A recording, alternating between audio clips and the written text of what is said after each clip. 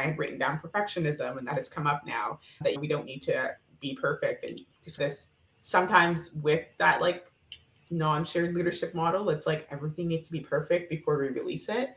But like being able to know that we can put things out there and adjust and tweak as needed, and we don't have to wait till a program is like perfect and ready to go and needs can be perfectly executed before putting it out there. The other thing that I jotted down was like trust and transparency.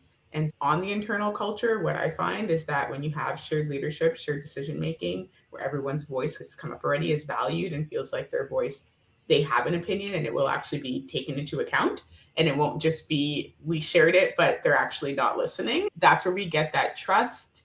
We feel like our leadership is being transparent, because obviously sometimes as leaders not everything can go out to everyone all the time or at the same time necessarily, but there's a level of transparency that leaders need to have to be effective leaders.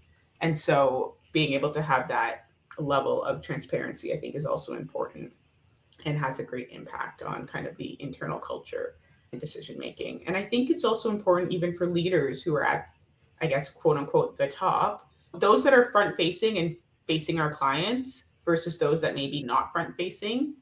You think, but you don't know.